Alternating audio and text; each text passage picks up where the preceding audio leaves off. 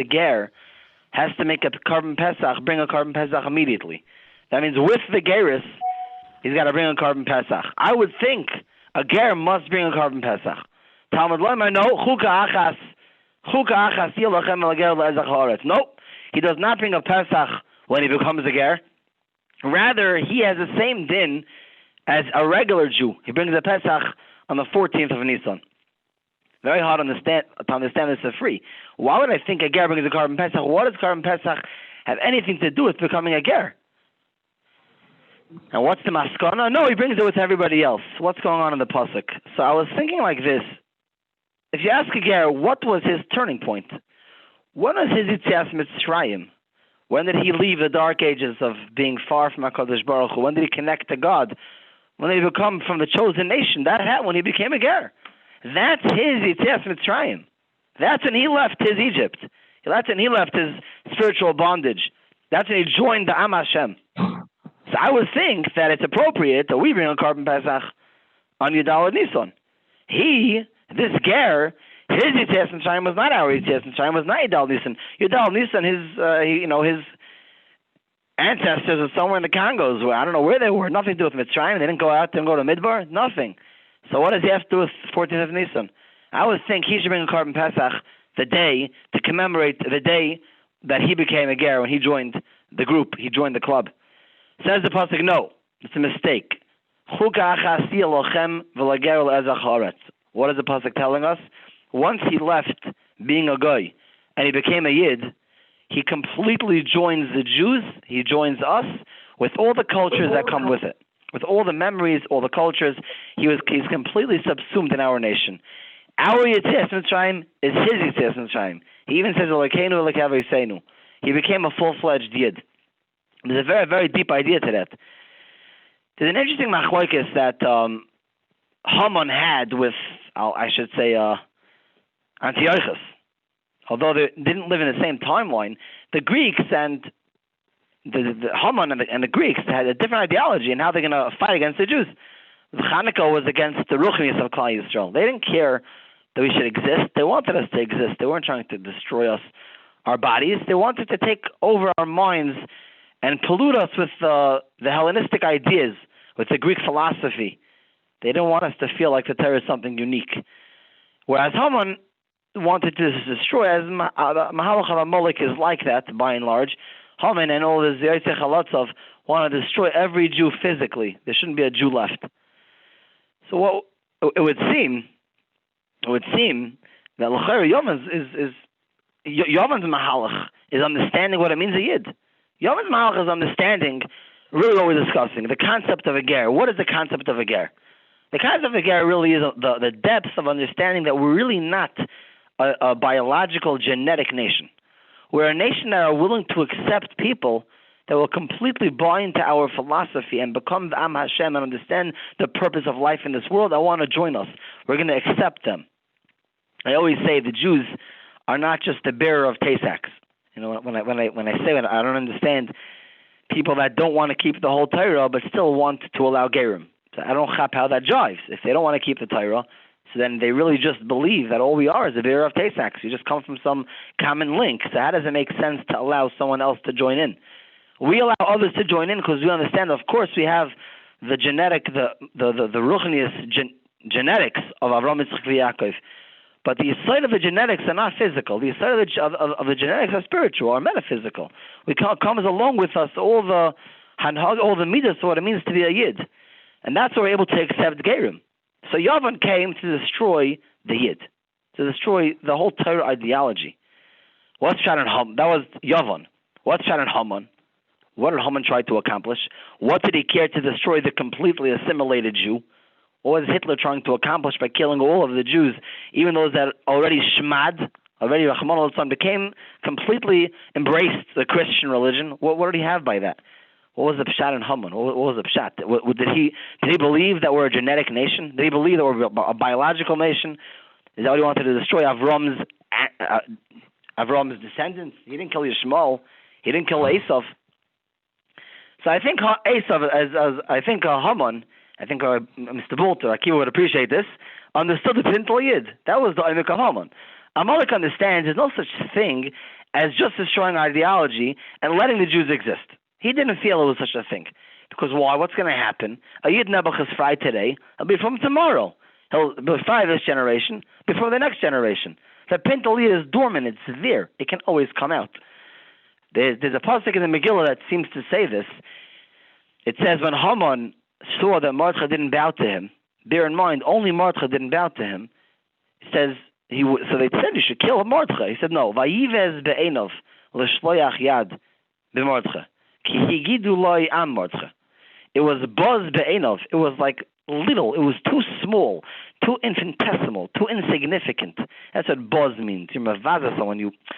It's low to you put him down. It was buzz in Haman's eyes to only destroy Mordechai. Why? Why was it buzz? Because they told him, Am Mordechai ki hu Yehudi. They told him, the nation of Mordechai, that he's a Jew. Well, what does that mean exactly? So I believe what that means is that, only now only Mordechai didn't bow. So he'll kill Mordechai. Everyone else is bowing. Everything's fine.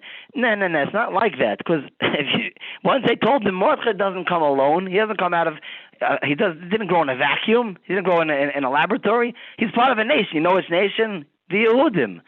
He's part of the Yehudim. There's no point in killing Mordechai himself, because no one's bowing now. Everyone's bowing except for him now. But in 10 years, there'll be a kid that'll become an adult. There'll be another Mordechai. The Yehudim will always produce Mordechais. There will always be Mordechais in every generation. So when they told Haman that Mordechai, understood he can't just kill Mordechai. He's got to kill the Shirish. And he understood, the Pintal Yid, that you have to kill every physical descendant of the Jewish nation. Having said that, there's a very interesting Beis HaLevi, which is a little bit on the Yovan side. Beis HaLevi brings some Mefarshim as follows. He says that the Mefarshim bring down that HaKadosh Baruch Hu did Klal Yisrael a favor, so to speak. HaKadosh Baruch Hu took Klal Yisrael out of Mitzrayim early to prevent us from Chalila stooping down to the 50th level of Tumah. That's in the Loshon he brings from the Arizal, 50th level, the Nun Shari Tumah. But without that Arizal, the Mefarshim he said say that they would be too low, they would be too far, too rachik in the Mustig of Ruchnius, that Hashem took us out early before the time so that we should be able to leave. And the Beis HaLevi explains, what does that mean? What would happen if we got too low? Didn't Hashem promise to take Avrohom's children out of Mitzrayim? Didn't Hashem have to do that? So he says an amazing thing. He says, Hashem promised Avrohom that Kigeria Zarocha be'eretz le'Elohim. Your children, your Zerah will be in Eretz le'Elohim, and then afterwards I will take them out. Then I will take them out. Says the Beis HaLevi, if the Yidden Rachman al-Son would stoop so low, they would be so rochik, like the Goyim, they would be so assimilated with the Goyim, they would no longer be called Zerah Shel Avrom. Frightening statement he makes. He says, like Esav and Yishmael, they also were Zerah Shel Avrom. They were inherently far from being considered Zerah Shel Avrom. Says the Beis HaLevi, had the Yidden stayed in Mitzrayim longer and learned more of the ideals of the Goyim and been like the Goyim, then Hashem would not have been able to take them out of Mitzrayim. They would be no longer connected to Avrom. It's a frightening concept. I mean, it's a concept Beis HaLevi is saying that a person in Chalil could lose that connection, that it could be so gone that he's not called Zerah Shel Avrom. I'm not applying that to modern day. I don't know how and what that applies. I'm not trying to apply it past where the Beis HaLevi does. He's talking about the Jews in Mitzrayim as a nation stooping so low. But the concept that he's saying conceptually, we could say that's what Yovan was trying to accomplish. Yovan was trying to accomplish to eradicate the vestige of spirituality in the Jews, giving them the appreciation of the Greek philosophy, the Greek culture, taking away the understanding of supremacy of the Torah. And if they would do that enough, they'd bang it in enough to Klal Yisrael. Like they made us right. Al Karen Hashor, they would knock that in. They would continue to knock and hammer at them at the cheshivas of mitzvahs.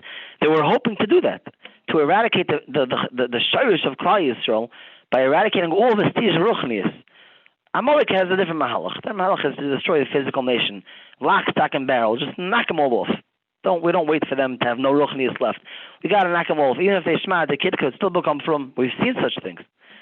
So that was Haman's mahalach. But the Yisoid Adovar that we're seeking out is that this is the concept of a ger. And this is what Rashi is telling us, the Sifri is telling us, that a ger joins Klal Yisrael completely. He becomes a complete Yid.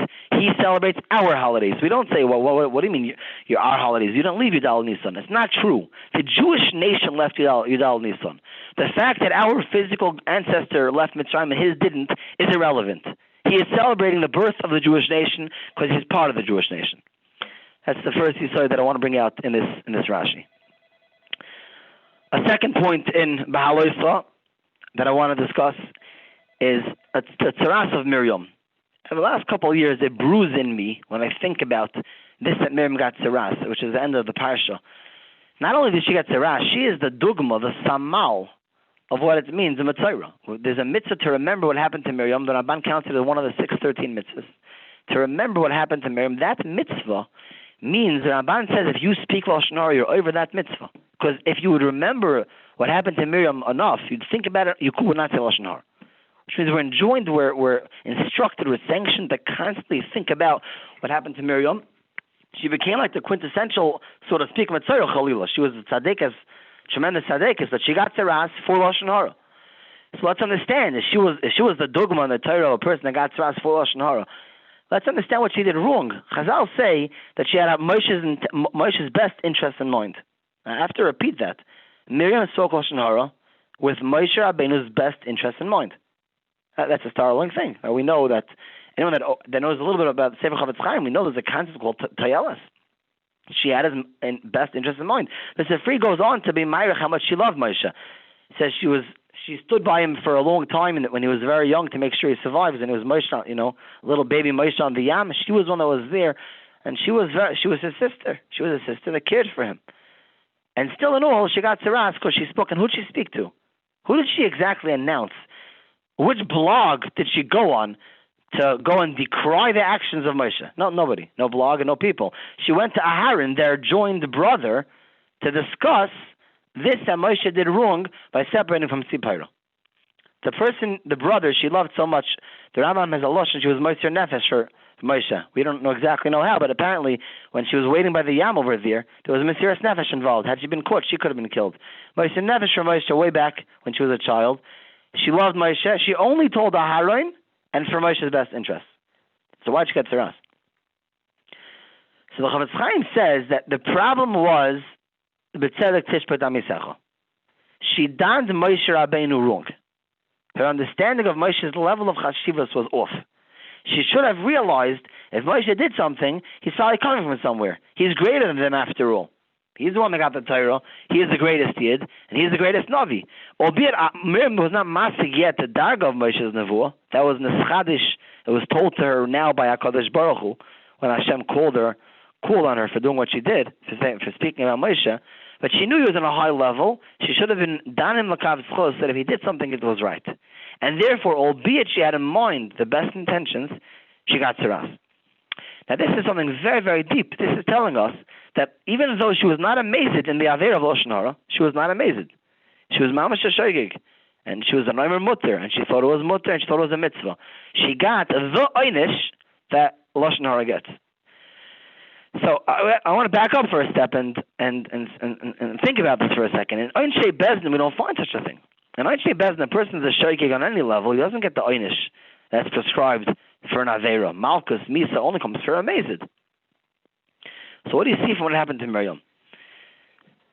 So you see a very important thing. You see the Beis Halevi says a similar thing that I thought of for a while till I put these two ideas together.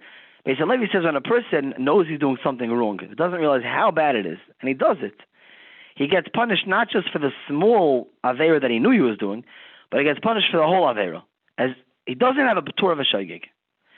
And I had a big kasha in the Beis Halevi because it's the Mefurish Halacha, it's a Gemara, that a person that knows that eating chametz on Pesach is a lav, he knows it's a lav. He doesn't know that there's kares. He's considered a shoygig and he brings a carbon chatas. We know you don't bring a chatas for a mazid, only for a shoygig. So he knows it's an aveira. He knows it's a lav. Since he doesn't know that it's kares, he's called a shoygig. Beis Halevi is saying, a person knows something's an aveira, but doesn't know how bad, and he does it knowing it's an aveira. He gets the full gamut of punishment. Is not called a shoygig. So I think the answer is a chilik in Shamayim and Bidei Adam. In Einshe Bezdin, you have a B'tur of a Shoygig. In Einshe Shamayim, a person does a chet, he gets punished for the chet. The only way you get that chet gets lessened by many different cheshbonis. It might even be lessened by things, by the way, that Bezdin will not take into consideration. Bezdin will not take into consideration a person's childhood, a person was abused, a person had no food, that's why he stole. Bezdin doesn't cheshbon any of those things. HaKadosh Baruch Hu does. Dina Shemaim has cheshbonis on that side as well. Having said that, there's also a chumrah in Dina Shemaim. That you have to have an esnachtlus. You have to be able to explain why you did what you did. And if you can't explain why you did what you did, then you get punished. You lose your Torah v'shoigig, then you get punished like a mazid. So therefore, karis is like b'dei adam. I'm not going to explain why. It's interesting how karis works, but it's very much relegated, and so it's tied in with Einshe Bezdin. You see a person gets malchus, he passes karis. A person brings a karban chatas for a shoigig of karis. Karis says shaychus to dinei adam. But other dinei shamayim, other Einshe shamayim, they don't go into the realm of the cheshbon down here. It goes into HaKadosh Baruch Hu's realm.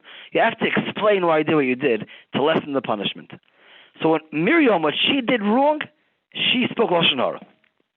What is she going to time it for herself? I tried to tell us. Hashem will say, I'm sorry, that's not an excuse. Why is that an excuse? Because that was all wrong. Your cheshbon was wrong. Your te'elus was based on a sin, was based on not being done on l'kav schus. So yeah, you're a shoigig on Loshon Horah. In Dinei Bezdin, they would look at it like a shoigig. But in Hashem's book, it doesn't work like that. In Hashem's book, you did something wrong, you said Loshon Horah, and you don't have an excuse. It's a scary concept. And that's what Beis Halevi is saying. You don't have an excuse. You're not called a shoigig. You know you're doing a chet, and it ends up being much worse than you thought. You didn't realize how many people are going to hear the Loshon Horah you said. A person Loshon Horah to one person. And because that someone else lost his job, he never meant that to happen. Yeah, but you knew you did something wrong, so you don't have an excuse. What are you going to excuse yourself? I didn't realize that would happen. That's not says Beis Halevi, that's not an excuse. That's the yisoid, the big yisoid you see from the fact that Miriam got saras. That's the second point. Third point I want to bring out just very quickly is the darga of Moshe Rabbeinu's nevuah, just because it's one of the 13 Manimaments. The Rambam says, if you're not aware of the Ikrim, you're not Jewish, and I want all people in Tzeh Ulmad, that's what it's called, Tzeh Ulmad, right? Yeah, right? Anyone still there? Yeah, we're here. It's called Tzeh Ulmad, right? Yeah, Tzeh Ulmad. I want you all to be Jewish. So I'm telling you over the Ikr of Moshe's nevuah, you have to know, it's a hard thing to understand, really, because one of the Ikrim, the Rambam says that all Nevi'im, everything they say is true. And then on top of that, he has an extra Ikr, one of the 13, thing number 7, that says Moshe's nevuah is greater than all nevuahs. Moshe's darga of nevuah is greater than all dargas. Now the Rambam says 4 chilukim. It's hard to believe he holds that you must know all 4 things to be a maimin. You probably, I would think, would just have to know that Moshe was on the highest darga of Navi. Nobody can ever reach that level. And the main point of that is to understand that the Torah is forever. Nothing can ever change. No Navi can ever try to best or even equal Moshe Rabbeinu, because no one will ever reach that darga. I think that's the aside why you have to know this. But I'll speak out quickly the 4 differences the Rambam writes in Parsha Meshnayos and Sanhedrin between Moshe's nevuah and the other Nevi'im. He says, Moshe Rabbeinu, the Rambam Mashita is, other Nevi'im, they got nevuah only through a malach, never directly from Hashem. It came through a malach. Whereas Moshe was pe'el adaber boy, straight from Hashem. Another difference, he says, is that Moshe Rabbeinu was whenever he wanted. Other Nevi'im was not whenever they wanted. They could try to be misnabe, they can meditate for years and never got nevuah. It was up to Hashem when to be megala nevuah to them. Moshe was on such a darga of seichel. His mind was so kishura with Hashem kiviyachol, like a malach, the Rambam writes. There was no partitions, that whenever he wanted, he was able to ask HaKadosh Baruch Hu. And that's what you find in this week's Parsha. By Pesach Sheni, he went and he asked Hashem, Imdu ve'eshma, I'll ask Hashem what the din is. And Hashem said Pesach Sheni. The other Nevi'im, the Rambam says, the third difference is they fell on their faces. They could not physically handle, their guf couldn't handle the euphoric state, the unbelievable overpowering envelopment of ruchnius, of seichel, that overtook them, and they fell to the ground. They lost their connection to guf. Moshe did not at all. Moshe was standing, pe'el pe'adaber boy, b'marav le'bechidois, kishel re'eyu. And the 4th difference is that Moshe Rabbeinu was up, and all the other Nevi'im were either at night and they were sleeping, or they fell into a tardema when they had a nevuah. That's how the Rambam describes the 4 differences. Chazal say that Moshe was misnabe in espaklaria me'ira, clear, and other Nevi'im espaklaria she'ena me'ira, but that's not so explanatory what that means exactly. The Rambam says these 4 differences that are really all a taitzah. It's not just like 4 varts. It's like a taitzah of his darga, that he was in a whole different darga of Navi than all the Nevi'im that ever were and that ever will be. It's just important to speak out. I'll say another thing. How much time I have? We started a bit late because the Ilum was schmoozing in the beginning, so I'll say at least one more point. Since Lamaisa, it's not in shul, anyone could just hang up. I won't know about it. By the way, Rabbi Rudner, when we schmooze, it's also Torah. Yeah. No, I'm not complaining, but I just felt left out. Oh, okay. I didn't have Mrs. Lewis as, whatever, principal or teacher. Right, but I understand that the Kollel claimed to the government that their learning is research, did they not? So they can. Yes. I didn't research that. No, but that's what they did. That's how they got a permission to. Yeah. Today I'm still till 12 o'clock. I'm only here in the capacity of a researcher. Tomorrow I'm coming back to Kollel. Okay, very good. I want to say a point that I thought of today. A very interesting point. And it goes like this. It's in Shlach. We're going to mention Parshas by Be'ezer Hashem. The Ilm is going to go back to shul, and you're going to be hearing by Mincha.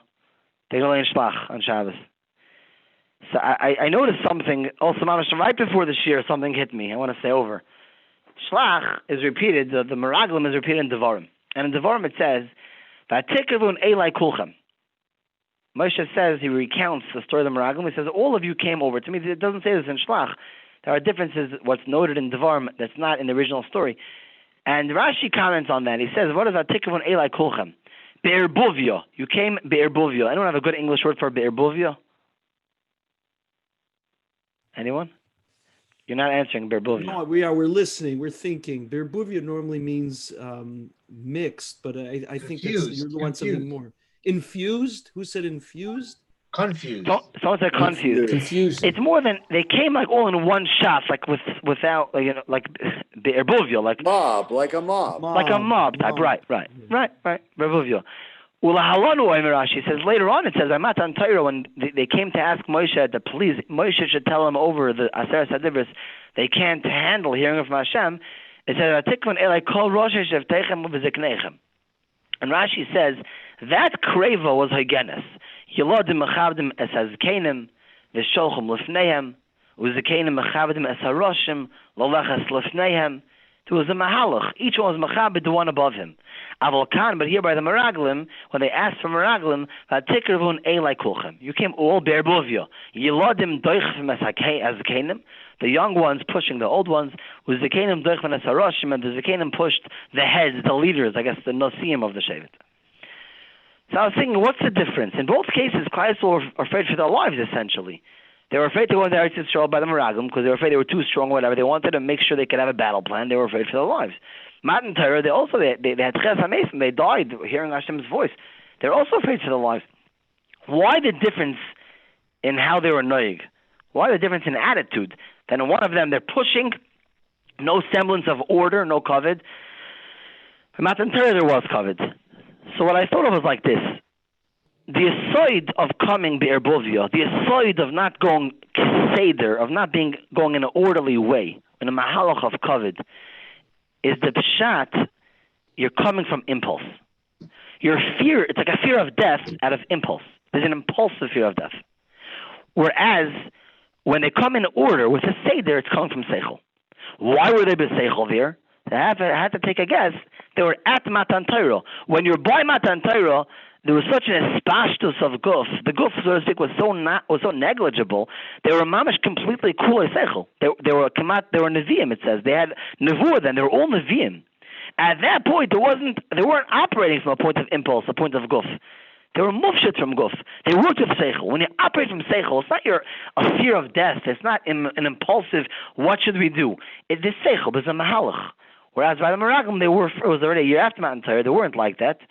And whatever level, there was the impulse took over, and then there's an erbuvia. Then even if you might be able to point, so to speak, at halachic guidelines of being afraid of death, but you're not coming from there. It was an impulsivity where it was coming from. I want to make a point, not relating to anything specific, but I thought of that over the whole last few months, that sometimes there's halachos of pikuach nefesh that a person could think of in erbuvia, could think of without seichel, could think of in an impulsive way, just like Lahavd Lagoy could think of it. And then there's the seichel thinking of it. In other words, the Torah is very, very, very much machmar on pikuach nefesh, but that's seichel. There's a mahalach in seichel in Torah. And when a person comes from that mahalach, when he's operating from seichel, there's no erbuvia. There's no erbuvia. There's no yeladim doich mazakenim, and there's no zakenim doich masaroshim. When it's coming from impulse, then a person feels this is what it has to be, because this is what a person might die. And he makes cheshbainis. I've heard cheshbainis. A person will say, even if it's 1 in a million, it's for sure doich Shabbos. A person could say that, right? And he'll ask, how can you drive a car? And he won't try, he'll figure out how to answer you somehow, if either yeah or not. But you see clearly he's not coming from seichel, it's coming from impulse. And I want to tell you a few halachos that in Sakonas Nefashis, not at all to downgrade Sakonas Nefashis, chas v'shalom, because if I care, the person is mechuyev to be makted, like I said, in the Bikuach Nefesh. But just a couple of dinim that I happened to see, gleaning just today, mamash today, I came across, that I wouldn't have known. I'm saying in a world of impulse, you'd never think this, but it's interesting. I'm going to tell you Noid Yehuda and Rabbi Akiva Eger, both, and Rashash, 3 things that I just have seen that all, not going to paskin from them, just bring out a chidushim that they say. Rabbi the Noid Yehuda was asked if you're allowed to go hunting. Rabbi Rudner, just know that there is a doctor in the audience.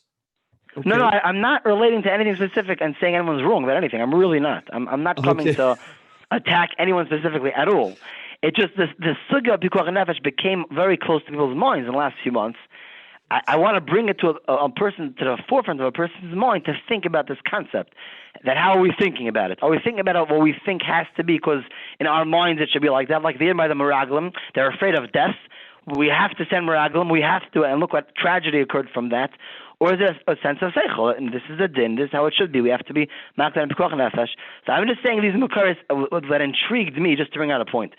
The Noid Yehuda says, they asked him, are you allowed to go hunting? It was a shaila brought to Rabbi Yehuda, and he says a lot of interesting things in that tshuva. Amongst the, I think the more famous that he writes that it's not a Jewish thing. We only find that Esav and Nimrod went hunting. It's not a Jewish habit. But what today I want to bring out is he said like this. He said, a person that goes hunting is putting himself in sakana. It's a sakana. It's dangerous. He says, for parnasa, you're allowed to. And listen to what he says. He says it's a drasha from a pasuk that it says you have to pay a worker on time because the elav who knows nafshay. He's giving you his life, his work, giving his life, giving his work his life. And the Gemara says he climbs trees and he does other dangerous activities that he's moser nefesh, and therefore you got to pay him on time. That's what the pasuk is talking about. It says in Rabbi Yehuda, you see from here that a person's allowed to be. I don't even know what he means. I can't tell you as a psak what the gedorim are, but he's saying the following. I'm telling you what he says. He says you're allowed to be moser nefesh to a certain extent. Again, obviously not that it's like a tremendous sakana, but a level of sakana you're allowed to undergo for parnasa. And he brings this pasuk, and he says, but if it's not for parnasa, it's usher. He's not giving advice. He's saying it's usher al pidin. It's a chiddush gadol, which means, again, he has a concept, a certain level. I'm not saying any psak of any levels right now. Just bringing out that there's a certain level of sakana that an Rabbi Yehuda is willing to say is usher for a person to undergo for parnasas mutter. I don't know if a person already has parnasa for what's called harvacha, if it's mutter or not. That I don't know. The Gemara talks about if harvacha is a mitzvah. I think Paskin, you're allowed to leave Eretz Yisrael to chutzar. It's not just for parnasa if you plan on coming back, but even for harvacha. Sometimes harvacha is considered a mitzvah. But for this, I don't know if it's enough, because here it comes from a pasuk of Eilav unoisias nafshay, person's moser nefesh, to make a few dollars to eat bread, and that's why you have to pay him right away, so he should be able to buy food. I don't know if he's saying that this heter or whatever level he's discussing applies when a person is a millionaire and he wants to make more money. I don't know. But al kapanim, he's saying a halacha that there's a level of pikuach of sakanas nefashis. A person's allowed to undergo, and he says that's allowed to go in midbaros, and yamim, which is sakana. You bench goimel for that. He says because for parnasa. That was an unbelievable chiddush in the Noid Yehuda. And again, I'm not saying what level, I don't know what level it is, but just bring out a point that there is a level of sakana that he says is also to undergo. He says, you're over in the shmart and moed l'nafshay seichem, he says. But for parnasa is mutter. And then again, we could be done. Is it mutter for a mitzvah? Is it not mutter for a mitzvah? You don't have a pasuk of Eilov Noisias Nafshay for a mitzvah. So what do we have for a mitzvah? Mitzvah, we have something else. We have a different source. Shlucha mitzvah en mizoiken, which means the same thing Noid Yehuda is saying for parnasa. I don't know if it's the same level or not. It's for shleach mitzvah. The Gemara says, but when it's shchicha azeka, when it's common to get a hezek, it's usher. It's usher. You're not allowed to put yourself in a sakana, even for a mitzvah, when it's shchicha hazeka. When it's not shchicha hazeka, you're allowed to, and it seems from the Gemara that it's only allowed because it's a mitzvah. Otherwise, it would be usher. I'll tell you a fascinating Avrohom Wasserman on this topic. Avrohom Wasserman asks the kasha. The Mishnah says in Brachos that a person is davening Shemoneh Esrei if a nachash is karuch al hakeva lo yafsik. If a snake wraps himself on the person's ankle, he can't stop Shemoneh Esrei and be mafsik to get rid of the snake. So the Gemara says for a nachash you can't. For an akrov you could. A scorpion you could. What's the difference? So Rambam says in Parsha Mishnah is because an akrov is a sakana, and a nachash does not bite roiv pa'amim. You hear this? Most of the time he doesn't bite. A guy has a nachash on his akev and he screams to you. Tell him, don't worry, probably he's not going to bite you. But that's what the Rambam writes. Most of the time he's not going to bite. So the Rabbi Chana Wassman says, I don't understand. We know there's a rule, ein hochen, b'yikuach nefesh, achar haroiv. So what do I care? Roiv pa'amim is not going to bite. It possibly will bite. And he says, it's a big chiddush. He says, shluchem is saying nizoikin, and he's davening Shemoneh Esrei. Since roiv it will not bite, it's not shchicha hazeka. That's what he's learning. He's learning you're a shtach mitzvah, so you're not nizik. You're not the din shtadlus on you is not to worry about the sakana because you're a shtach mitzvah. Now I'm not going to tell you if you're having no kavana, it's going to help. I don't know about you, but I don't think I have any kavana. I don't know if I'm allowed to be moide my chatoim, but my level is that I would not have much kavana if a nachash was around me, and therefore I'm not sure I'd be any more called a shtach mitzvah. So maybe the din would change by such a person. But a person that is still davening, he's a shtach mitzvah, and therefore he doesn't apply. That's Ochanan's chiddush, big chiddush. So we said in Rabbi Yehuda about Parnasa and Rabbi Chanan about shluchei mitzvah. One last Maramakim I'm going to tell you, to me, was also a very interesting Maramakim, is Rabbi Kiva Eger. A drop of background. It's a Gemara Shabbos Daf Mem Hey. Those that learn Daf Yomi have to admit I haven't started Daf Yomi yet. Mr. One day, hopefully, maybe we'll do it. But in Daf Mem Hey, I think it was like about 40 days ago. I don't know what the span of her memory is on Daf Yomi. Maybe you guys could tell me. But on Daf Mem Hey, the Gemara says that there was a nation called the Chavri, that didn't allow people to light lights outside. And the Gemara wants to know if you lit it for Hanukkah, are you allowed to bring it in on Shabbos? It's muktzah. Are you allowed to bring it in? So the Gemara says that Kedai Rabbi Shimon lismechol of b'shas hadchak. Rabbi Shimon doesn't hold this as muktzah. So it's Kedai Rabbi Shimon to be semech on b'shas hadchak and to bring in this menorah that's lit, even though it's muktzah like the other shitas. You can be semech Rabbi Shimon b'shas hadchak. What's shas hadchak over here? So Rashi says sakona. It's sakona. That's shas hadchak. So Rabbi Krieger asks a very basic, pashut question. Anyone have the question? What? No, someone mechaven to Rabbi Krieger's kasha. The Gemara says kedai Rabbi Shimon to be semech on shas hadchak. That is not muktzah. Rashi says it's tchakus. It's a sakona. They could kill the people that have neiris. So what's the kasha? Does someone say the kasha? Anybody? What's the kasha? Mitzvah? Aren't they shluchim mitzvah? The kasha is if it's a sakona, what do you have to go on to kedai Rabbi Shimon lismech shas hadchak? If it's a sakana, you could do it even without Rabbi Shimon. Forget being samech. We're being samech on Rabbi Shimon that it's not muktzah. You're allowed to rely on the opinion of Rabbi Shimon that it's not muktzah, and therefore you can move it and bring it inside. Why? Because sakana.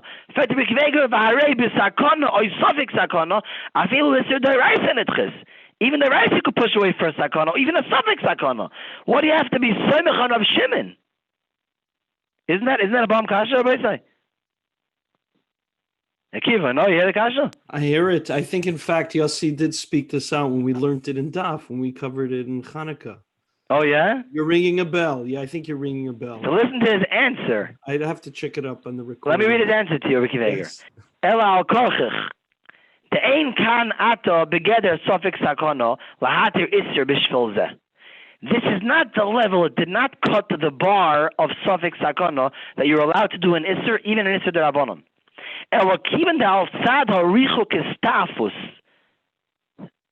Since there's a tzad in the distance, is a distant tzad, a tzad rochik, that it could bring to a sakana, the staff of sakana, mikri shas hadchak, it's called the shas hadchak, the samchu ad Rabbi Shimon, and it's enough that you can be Sarach Rav Shimon. Like a person's stuck. It's called Shas Hadchak. This is called stuck. I was amazed by Rabbi Kiva Eger. That means, again, I don't know what level this is. I don't know. I can't tell you. But there's a level that we recognize the sakana to the extent that we'll call it a Shas Hadchak, that we have to rely on a Shitas Yochid to allow Muktzah, but it's not enough of a sakana, you're allowed to be Doiche Yisurim. Or bring out these three Mekayris of by Parnasa and Mitzvah and Rabbi Kiva Eger here, a Tzad Sakana, is that we see not everything is called Sakana. What is and what's not should be really delegated to those that have the halachic ken to be able to discuss, to find out, to figure out as much as they can from the scientists, the doctors, whatever else it is, and to make the psak. It's a psak like all psakim, but it's something which has to be done by Yishma Adas. Now, of course, no one is going to say a person that fell down or something like that, you don't know if it's a sakana, you must call out salah immediately. You don't say, I can't act berbovia, chas v'shalom. You must call out salah. If you don't know, you have to call out salah. When you're in a matzav of bahala, you have to act the bahala. You got to call right away. But when there's time to think things through, there's a mahalach. The mahalach is understanding that it's not just to think on impulse, to work from seichel. Yeah. I'm sorry I went so long. Anyone still left? Yes, everybody's here. Oh, wow. Yes, Shekoyach, thank you. Shekoyach, very much. I hope the doctor's okay with what I said. I don't know. You'll text me later, I think it's a veiled analysis of the current situation, because I think you're uncomfortable in how everybody's throwing around sakonas nefashis, and you feel that it's coming from a tzad of behola. Akiva, you said it, not me. No, 1 second. You said it. You said it loud and clear. On that note, Rabbi, have a good Shabbos. Okay, Yasher Koyach, thank you. No, but it's good that even with sakonas nefashis, I'm not saying you have to be like you have to still do it with Yeshua. There's a mahalach. Yeah, there's a mahalach. 100%. You don't throw everything to the wind. I understand. Kalta, Rabbi. Shekoyach, thank you very, very much. There is a recording available if you want it. Akiva. Yes, Akiva. sir. Is there a Sounds Like Shabbos program tomorrow? Yes, I want to discuss that with you.